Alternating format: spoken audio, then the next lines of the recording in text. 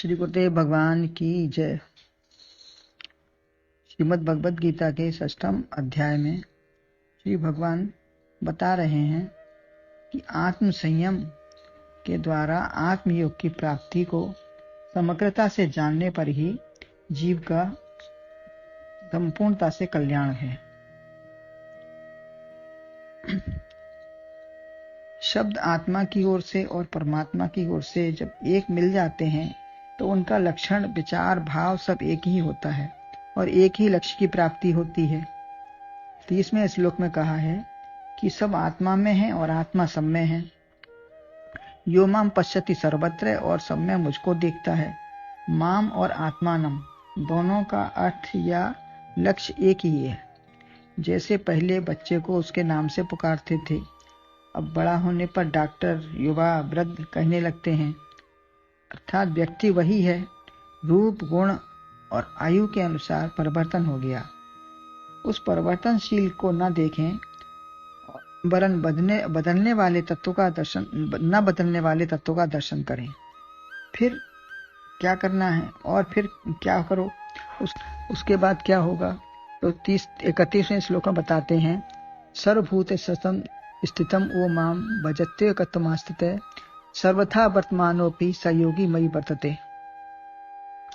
एकत्व मत से जान जीवों में मुझे नर नित्य ही बसता रहे जो जन सर्वदा कर्म मुझ में है वही।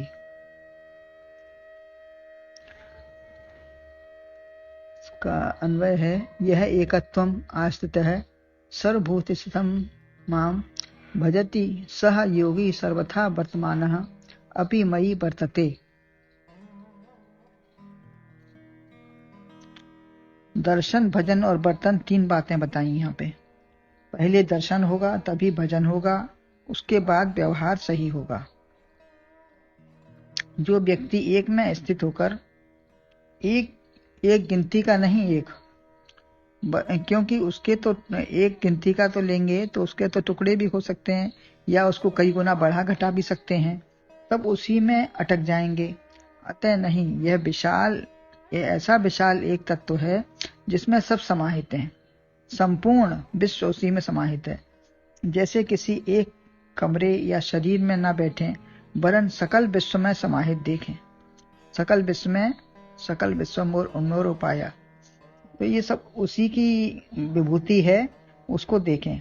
जैसे तोता अपने को पिंजड़े में बंद मानता है, जब अपने को स्वतंत्र मानेगा और उड़ने की कोशिश करेगा तो मौका पाते ही उड़ जाएगा। ऐसे ही इस शरीर में ही आबद्ध हम हो गए, इससे उठना निकलना चाहते ही नहीं। देहाध्यास त्याग कर ही मुक्त हो पाएगा। तो हमारा देह में अध्यास बना हुआ है कि हम इसी के बस में हैं, ये हमारा इतना ही इसमें व्यवहार है, तो उससे बचेंगे, हटेंगे, तभी हम मुक्त होंगे। आत्महत्या करनी नहीं है, वरन समग्र विश्व या विशाल आकाश ही मेरा स्थान है। चित्ताकाश में हूँ, ऐसा अनुभव करने पर अपने को चिदाकाश में अनुभव करें। चिदाकाश जो सब जगह सर्वत्र है, अपने को विशाल पूरे विश्व में और विश्व अपने अंदर देखता है। फिर दीवार तोड़कर एक हो जाता है, सर्वत्र दिखता है। आत्मा शरीर में ही नहीं वरन चित्त में जो चैतन्य है, समग्र विश्व में वही है। वही आत्मा सब में जो मुझ में है, वही समग्र विश्व में है। जैसा चित्त में है आत्मा, वैसा ही बाहर है। अंदर और बाहर की दीवार नहीं, सर्वत्र एक तत्व, एकत्व का दर्शन है। एक का नहीं, एकत्व का दर्शन है। दर्शन करके क्या देखा और क्या करना चाहिए? जो दर्शन एक संत या गुरु कर रहा है, भाव क्या है उसमें, जिसमें सदैव रहना चाहिए, जो कभी लुप्त या आदर्शन नहीं होता, आदर्शित नहीं है, सदैव है। यही तरकीब है, उसी में बैठ जाओ। वृत्ति स्थिर कर होगी बैठने से, तभी संसार निकलेगा। ये वृत्ति स्थिर होगी, कान, रसना व नेत्रों से अंदर अपने ले जाओ दर्शन को। जो हम दर्शन किया है उसको अंदर बिठा दो। यदि बाहर ही प्रिय रहा तो एकता कैसी हुई? तभी अस्थित होगी। बैठकर एकता नहीं हुई तो आने से क्या लाभ हुआ? अगर उसमें बैठे नहीं, जमे नहीं, भाव नहीं आया, तो आने से भी क्या लाभ हुआ? कन्या मैके में मिलकर बैठना चाहती है। जैसे मैके में मैका हमारा संसार रूपी मैका है, तो इसमें बैठना चाहती है। माम भजती, भजन किसका कर रहे हो? पाठ, नियम, ध्यान या साकार उपासना, जप, व्रत, स्वाध्याय, कीर्तन आदि तो करो, परंतु अंतरात्मा से पहले एक हो जाओ। एकत्व मां स्थितः, फिर सब भूतों में स्थित मुझको भजता है। पहले जितना भी हम कर रहे हैं उसके लिए भजन, जप, तप, व्रत, ध्यान जो भी कर रहे हैं, तो उसको अंतरात्मा से उसी के लिए कर रहे हैं, उसी का ध्यान और उसी में भाव बन जाएगा। तब सब भूतों में स्थित मुझको भजे, तब फिर सब में मेरी विभूति दिखाई देने लगेगी, मुझे ही समझेगा। सर्व मनुष्य, स्त्री, पुरुष, हाथी, कुत्ता, बिल्ली, चिड़िया, वृद्ध, युवा, बच्चा, बदलते हुए सभी शरीर, आयु व संसार में कोई धनी, जैसे कोई भी शरीर हो, किसी भी अवस्था का, किसी भी का, तो सब में एक ही आत्मा दिखे। आयु व संसार में कोई भी धनी आज भिखारी हो गया, कोई दर दर की ठोकरें खाने वाला बड़ा पद प्रतिष्ठित हो गया। ये समस्त भेद जो भी देख रहे हो, जितने भूत पैदा हुए हैं, पंच तत्व, देश काल, वस्तु से सभी पैदा हुए हैं। सभी का जन्म कर्म एक ही है। द्वीप, सागर, पहाड़ कोई भी है, कोई भी काल से पवित्र, कोई अपवित्र हो गया। भूत जो पैदा हो रहा है, पिछले श्लोक में बताया था, भूत जो पैदा होता है जन्मता मरता है। सर्व जितने भी प्रकार का उनमें स्थित होंगे, कहीं नहीं गया। प्राण या जीवात्मा जो नहीं बदला, 84 लाख योनियों में गई वही जीवात्मा। प्रत्येक पल में हर शरीर बदले, विकास परिवर्तन हर क्षण आया।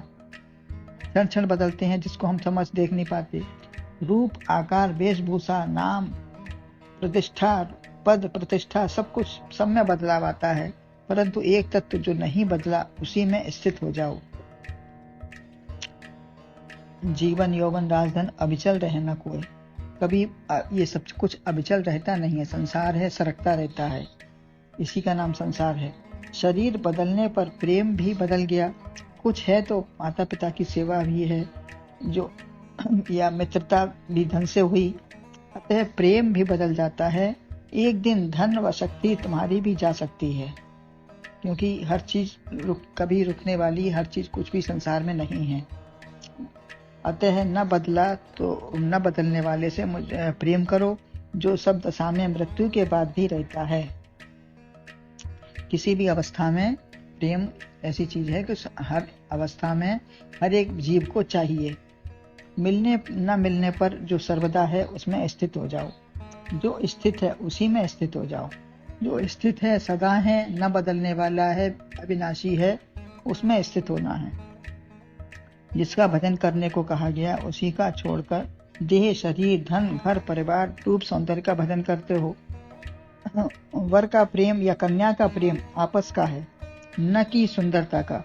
चाहे धन या सौंदर्य चला जाए तो भी प्रेम नहीं समाप्त होता। वास्तविक प्रेम होगा तो समाप्त नहीं होगा, अन्यथा वृद्धता में तो सब कुछ बिगड़ जाता है। तो प्रेम नहीं रहता। जैसे लौकिक प्रेम में एकता होती है, ऐसे ही स्थायी आत्म प्रेम को ही जाने।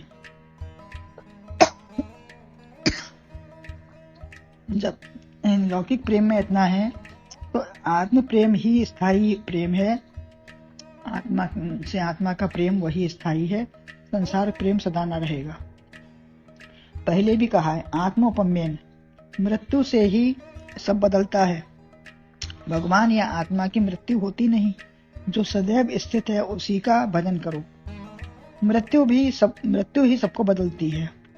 संसार में अनेक भय व परिवर्तन है, उनमें उलझे तो भजन ना होगा। एक बालक मचान पर बैठकर डरा कि रीछ आया है, परंतु पहचान कर हंस गया। उसने पहचान लिया रीछ नहीं था। एक व्यक्ति कम्बल ओढ़े चौपाया बनकर जा रहा था लाठी लेकर। तो कुछ जब समझ में आ गया कि वो व्यक्ति है, रीछ नहीं है, कम्बल ओढ़े है, डराने के लिए कर रहा है ऐसा, तो समझ में आने पर फिर उसको डर नहीं है। तो मेरे परमात्मा के सिवा कुछ है नहीं। जो कुछ है मेरे परमात्मा है, वही मुझे रक्षक है, और उसी का सर्वत्र दर्शन विचार भजन हो, उसे गाकर दर्शन ध्यान सत्संग कथन स्वाध्याय बातचीत कैसे भी करो, उसी के भाव मत चित्ता मद्गत प्राणा बोध्यंत परस्परम कथयंत स्माम नित्यम तुम संति च रमंति च। 10वें अध्याय बताया गया है। तो किसी भी भाव में रहो, मेरा ही ध्यान विचार कथन जो भी करना है करो। वृत्ति एक हो गई तो बदलेगी नहीं, फिर सर्वथा वर्तमानोपी सब कुछ लेन देन करते हुए भी वह अपने में मस्त है। कुछ भी संसार में व्यवहार करेगा, व्यवहार सब होगा, लेकिन समदर्शन हो जाएगा। समवर्तन तो नहीं हो सकता है, लेकिन सब दर्शन हो जाएगा। यही लक्ष्य है इस श्लोक का या भगवान का, यही लक्ष्य है, यही हमारा भी जीवन लक्ष्य होना चाहिए। बोलो गुरुदेव भगवान की जय।